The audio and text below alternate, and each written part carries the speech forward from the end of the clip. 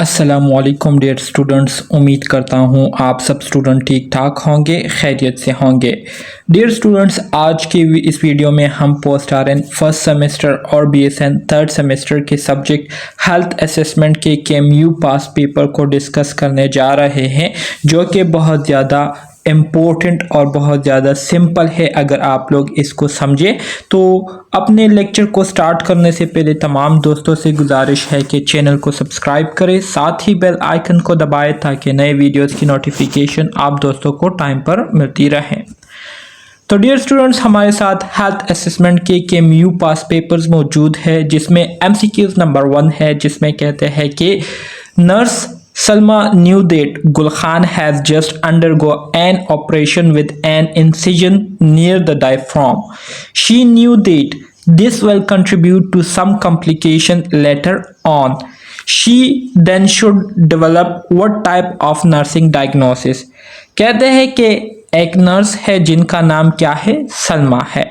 वो अपने एक पेशेंट जिनका नाम गुल खान है उनके बारे में जानती है कि इनका ऑपरेशन होने वाला है, जो कि डायफ्राम के करीब है, ठीक है, इंसिजन हो रही है। इनको पता है कि जब इनका ऑपरेशन हो जाएगा तो ऑपरेशन के बाद इनको कुछ कॉम्प्लिकेशन, कुछ मुश्किलात जो है वो फेस करनी पड़ेंगी।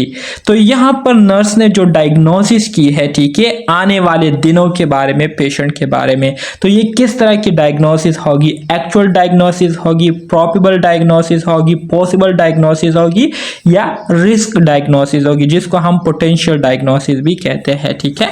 तो करेक्ट ऑप्शन इसमें आपके पास क्या आएगा, ऑप्शन डी आएगा, which is risk diagnosis. Actual diagnosis से मुराद ये है कि जो कि करंटली मौजूद हो उस पेशेंट में, करंटली उस पेशेंट में वो बीमारी मौजूद हो, उसको एक्चुअल डायग्नोसिस कहते हैं। पोटेंशियल या रिस्क डायग्नोसिस से मुराद ये है कि जो कि करंटली टाइम पर मौजूद नहीं होता, लेकिन कुछ दिनों बाद या कुछ डेज बाद जो है उसमें वो बीमारी जो है डायग्नोस होने का खदशा हो, ठीक है, और वो होने का खदशा हो, तो इसको हम क्या कहेंगे, रिस्क डायग्नोसिस कहेंगे। सही है। MCQs नंबर 2 है, जिसमें कहते हैं इन assessing the client chest which position best show chest expansion as well as it movement। कहते हैं कि जब हम क्लाइंट के चेस्ट की असेसमेंट कर रहे होते हैं तो चेस्ट के असेसमेंट के लिए हमने पेशेंट को किस पोजीशन में जो है रखना होता है, जिसके ज़रिए हमें चेस्ट की जो एक्सपेंशन हो रही होती है और जो मूवमेंट हो रही होती है ब्रीथिंग इन और आउट के ज़रिए, ठीक है, तो उसको हम आसानी से ऑब्जर्व करें। तो इसके लिए कौन सी पोजीशन में हमने पेशेंट को रखना है? Option A sitting position, option B prone position, option C side lying position या ऑप्शन डी सुपाइन पोजीशन। तो करेक्ट ऑप्शन MCQs नंबर 2 में आपके पास क्या आएगा, ऑप्शन ए आएगा, विच इज सिटिंग पोजीशन, ठीक है। MCQs नंबर 3 की तरफ आ जाते हैं, जिसमें कहते हैं when should the client test his blood sugar level for greater accuracy।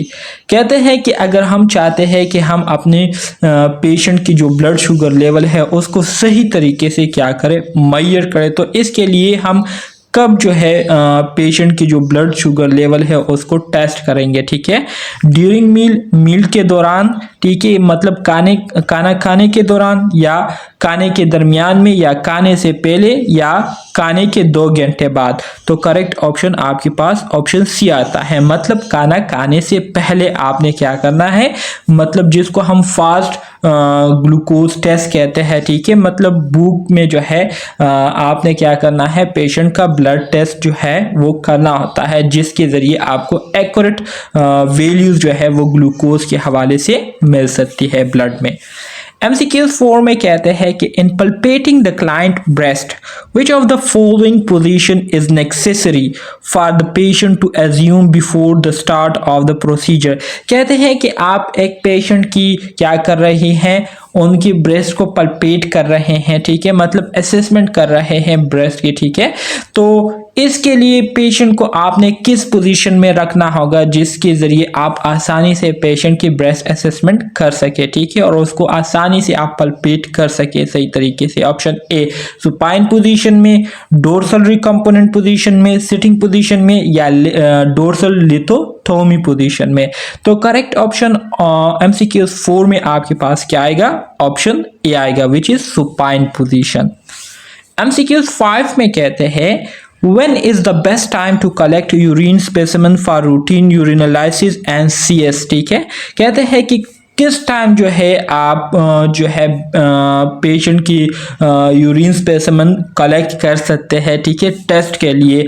Early morning, later afternoon, midnight या बिफोर ब्रेकफास्ट। तो करेक्ट ऑप्शन आपके पास अर्ली मॉर्निंग आएगा। ऑप्शन ए आपके पास क्या है? सही है, सही है। MCQs number 6. Measure the leg circumference of a client with bipedal edema is best done in what position? कहते हैं कि एक पेशेंट है जिनको बाइपेडल एडेमा हुआ है, ठीक है, उनकी लेग सर्कमफेरेंस मेजर करने के लिए आपने पेशेंट को किस पोजीशन में रखना होगा? डोर्सल रिकम्पोनेंट में, सिटिंग में, स्टैंडिंग में या सुपाइन में? तो करेक्ट ऑप्शन इसमें आपके पास क्या आएगा? MCQ 6 में ऑप्शन ए आएगा, विच इज डोर्सल रिकम्बिनेंट, ठीक है। MCQ 7. In palpating the client abdomen, which of the following is best position for the client to assume?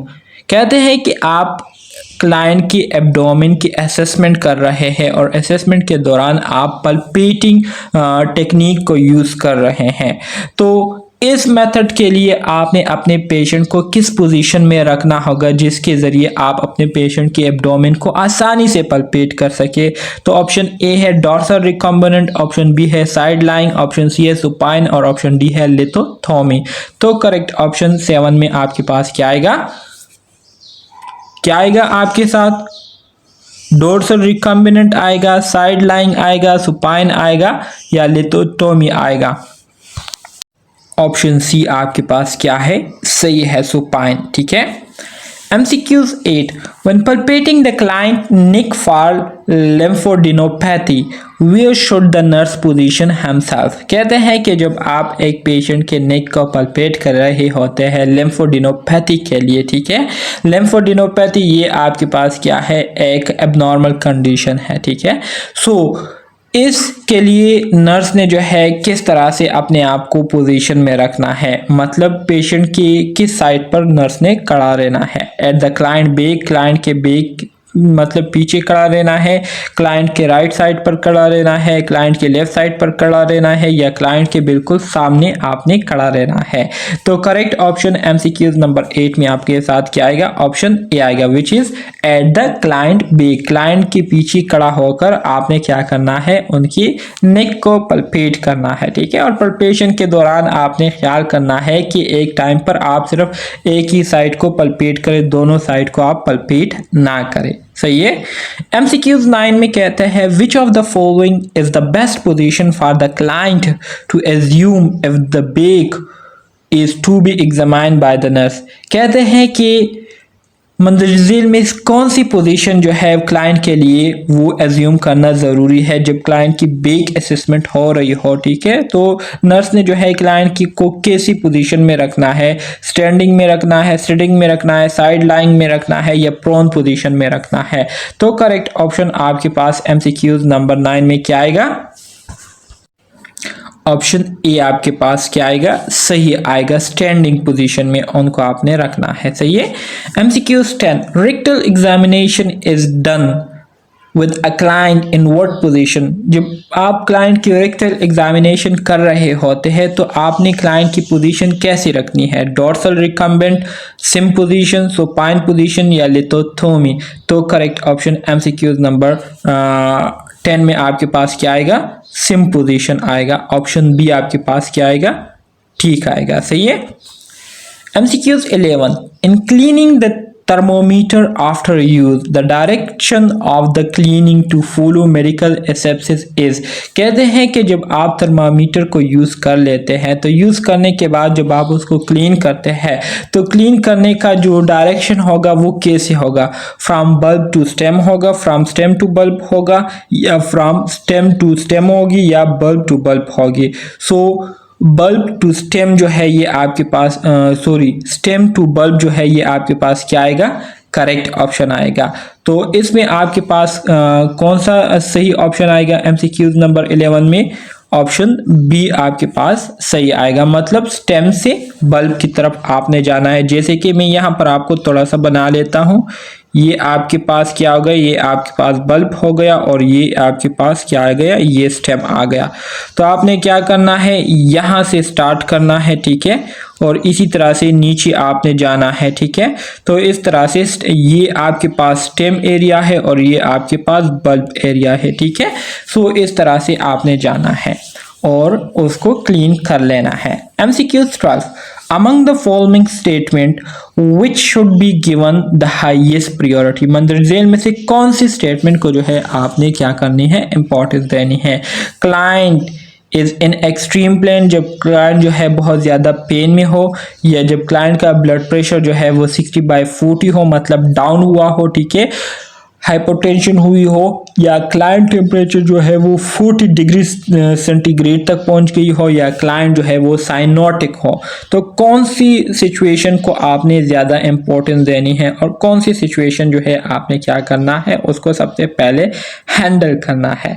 तो MCQ 12 में आपके पास करेक्ट ऑप्शन क्या आएगा, जब आपका क्लाइंट क्या हो, साइनोटिक हो, तो आपने इसको क्या करना है, मैनेज करना है। साइनोटिक किसे कहते हैं, साइनोटिक से मुराद ये है कि क्लाइंट जो है, क्लाइंट की जो ऑक्सीजन सेचुरेशन लेवल है वो क्या हो चुकी हो, डाउन हो चुकी हो, ठीक है, प्रॉपर ब्रीथिंग ना हो रही हो। तो प्रॉपर ब्रीथिंग ना होने की वजह से पेशेंट जो है वो साइनोटिक हो जाता है, जिसे हम साइनोसिस कहते हैं, मतलब उनका स्किन कलर जो है वो क्या हो जाता है, ब्लू हो जाता है। क्योंकि ऑक्सीजन की गैर मौजूदगी की वजह से ब्लड जो है वो डीऑक्सीजनेट हो जाता है, ठीक है। तो इसको हमने सबसे पहले हैंडल करना है, क्योंकि अगर ऑक्सीजन नहीं मिलेगी पेशेंट को, ठीक है, तो ऑक्सीजन ना मिलने की वजह से पेशेंट के ब्रेन टिश्यू डैमेज हो सकते हैं, इसी तरह से पेशेंट जो है वो कोलैप्स कर सकते हैं। तो ऑप्शन डी आपने इसको क्या करना है, सबसे पहले मैनेज करना है। MCQ 13 में कहते हैं which of the following is an objective data, मंदरज झेल में से कौन सा ऑब्जेक्टिव डेटा है। ऑब्जेक्टिव डेटा से मुराद वो डेटा जो कि आपको खुद ब खुद पता चल जाए पेशेंट के कहने के बगैर, ठीक है, तो इसको हम ऑब्जेक्टिव डेटा कहते हैं। तो इसमें आपके पास वाइटल साइन आ जाते हैं ऑब्जेक्टिव डेटा में, ठीक है। तो ये आप फिर खुद देख लीजिए, यहाँ पर जो है नज़र नहीं आ रहा मुझे। सो MCQ 14, what do you can expect या what can you expect from Zishan who is currently at the onset stage of fever। कहते हैं कि ज़िशान जिनको अभी अभी जो है फीवर हो गई है, ठीक है, फीवर के ऑनसेट स्टेज पर है, तो आप क्या एक्सपेक्ट करते हैं कि ज़िशान में किस तरह के चेंजेस जो है आपको नज़र आएंगी। Option A hot flush skin, ठीक है, स्किन हॉट होगी, फ्लशिंग करेगी, मतलब फ्लशिंग से मुराद ये है कि रेडनेस आपको नजर आएंगी स्किन में, इंक्रीज थर्स्ट, उनको प्यास बहुत लगेगी, कन्वर्जन होगी, या पेल कोल्ड स्किन होगा। तो करेक्ट ऑप्शन 14 में आपके पास क्या आएगा, ऑप्शन डी आएगा, सही है। MCQs नंबर 15, MCQs नंबर 15 में क्या कहते हैं, if the client is female and the doctor is a male and the patient is about to undergo a vaginal and cervical examination, why is it necessary to have a female nurse in attendance।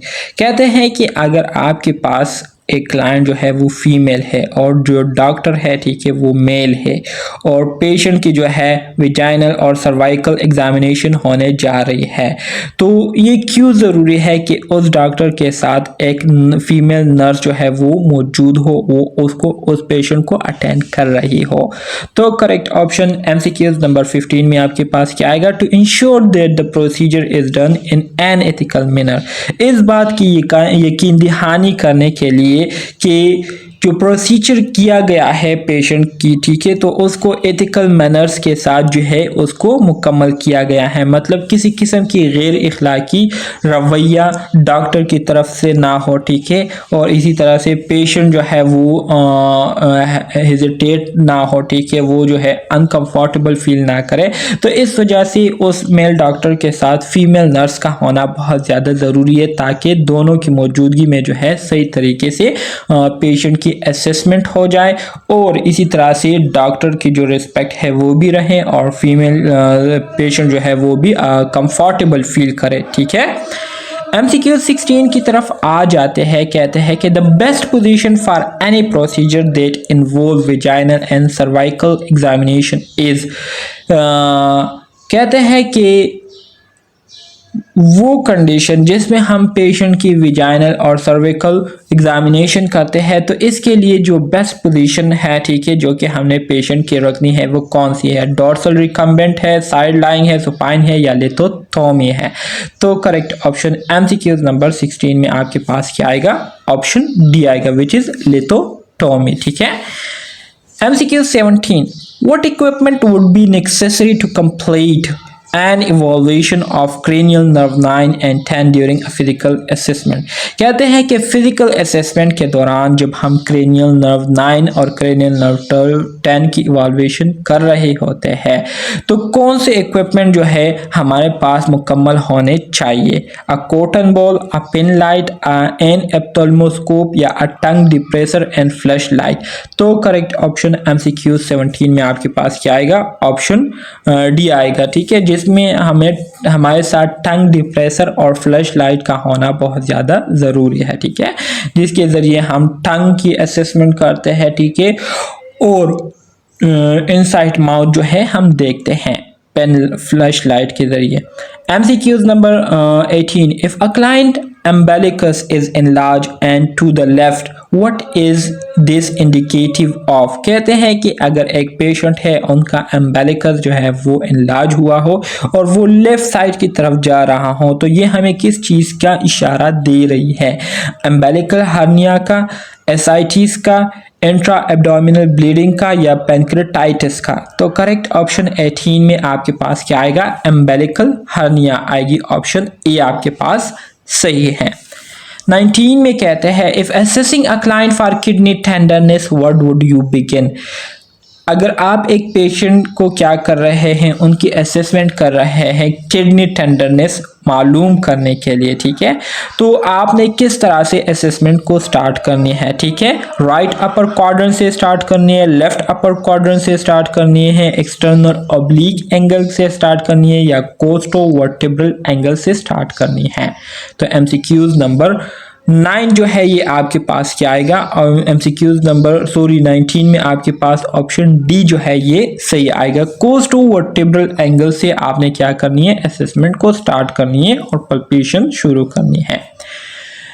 MCQs 20 में कहते हैं to percuss the liver of an adult where should the nurse begin the assessment? कहते हैं कि एक adult patient है, उनकी आप लिवर असेसमेंट कर रहे हैं और लिवर असेसमेंट के दौरान आप परकशन टेक्निक को फॉलो कर रहे हैं, तो इस दौरान आपने असेसमेंट कहाँ से स्टार्ट करनी है? राइट अपर क्वाड्रेंट से स्टार्ट करनी है, राइट लोअर क्वाड्रेंट से स्टार्ट करनी है या लेफ्ट अपर क्वाड्रेंट या लेफ्ट लोअर क्वाड्रेंट से आपने स्टार्ट करनी है? तो करेक्ट ऑप्शन आपके पास MCQ नंबर 20 में क्या आएगा? MCQ नंबर 20 में आपके पास करेक्ट ऑप्शन ए आएगा, which is right upper quadrant से जो है आपने परकशन को स्टार्ट करनी है। 21 में कहते हैं the nurse is preparing to assess the abdomen of a hospitalized client for 2 days after abdominal surgery. The nurse should first, कहते हैं कि एक पेशेंट है जो कि 2 दिनों से हॉस्पिटलाइज है, उनकी एब्डोमिनल सर्जरी हुई है, इसके बाद नर्स क्या कर रही है?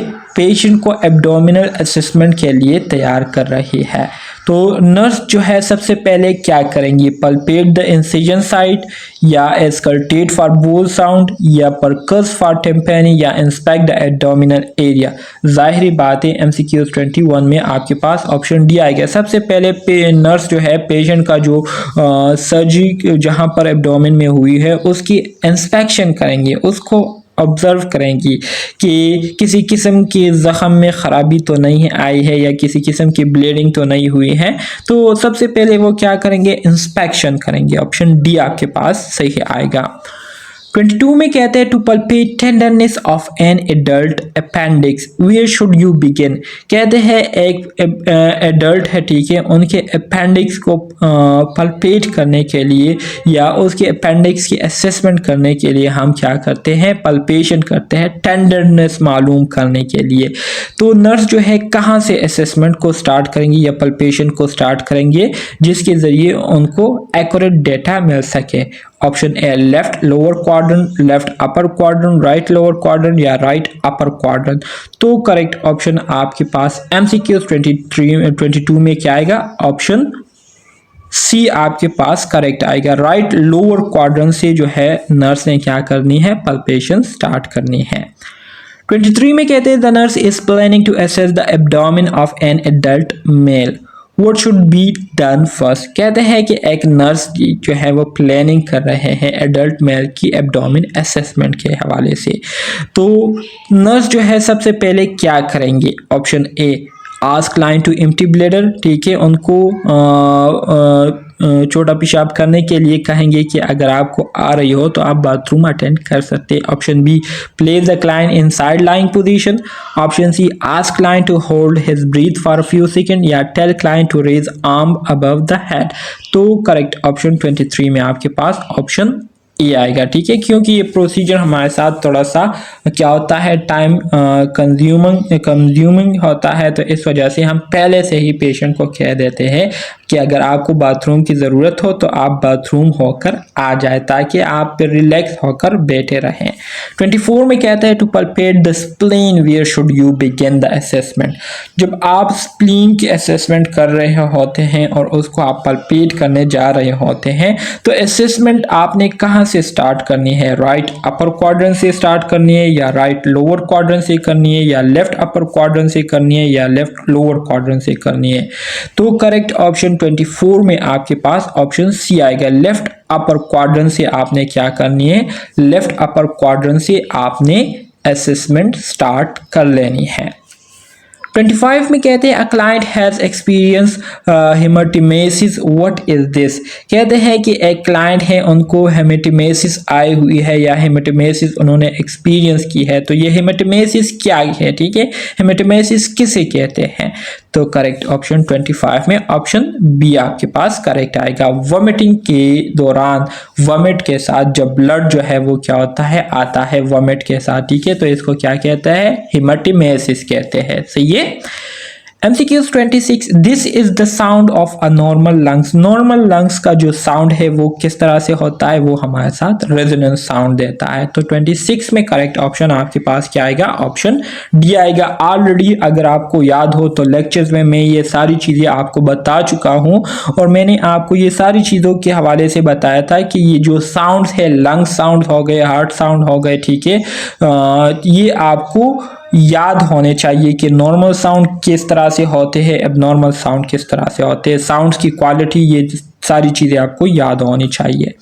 27 में कहते हैं this is what is heard when you percuss the liver. जब आप लिवर को परकस करते हैं तो किस तरह के साउंड जो है आपको सुनने को मिलते हैं। करेक्ट ऑप्शन 26 में आपके पास 27 में आपके पास क्या आएगा, ऑप्शन सी डलनेस आएगा, ठीक है, ऑप्शन सी। 28 में कहते हैं this colour can result from blood loss, lake of circulation, anaemia, anxiety और फियर, कोल्ड, सिगरेट स्मोकिंग। जाहिर बात है जब एक पेशेंट में ब्लड लॉस हो जाए, ठीक है, ब्लड लॉस होने की वजह से उनकी कलर क्या हो जाती है, पेल हो जाती है, ठीक है, लेक ऑफ सर्कुलेशन नहीं हो रही हो, ब्लड की कमी हो, एंजाइटी का शिकार हो जाए, खौफ उन पर तारी हो जाए या ज़्यादा सर्दी की वजह से या सिगरेट स्मोकिंग की वजह से स्किन कलर क्या हो जाता है, पेल हो जाता है। तो 28 में आपके पास जो करेक्ट ऑप्शन आएगा वो क्या आएगा, ऑप्शन बी आएगा। पेलर कलर जो है ये हो जाता है स्किन का, ठीक है। तो डियर स्टूडेंट्स आज के लिए इतना काफ़ी है। इंशाल्लाह नेक्स्ट क्लास में हम इसको मज़ीद डिस्कस करेंगे और जो रिमेनिंग एमसीक्यूज़ है उसको डिटेल के साथ समझने की कोशिश करेंगे। उम्मीद करता हूँ आपको आज की क्लास की समझ आई होगी, एमसीक्यूज़ आपको पसंद आए होंगे। तो अगर आपको पसंद आया हो और आपने इसको समझ लिया हो तो काइंडली चैनल को सब्सक्राइब कीजिएगा, वीडियो को लाइक कीजिएगा और अपने दोस्तों के साथ ज़रूर शेयर कीजिएगा। मिलते हैं इस लेक्चर के पार्ट 2 में, तब तक के लिए अल्लाह हाफिज़।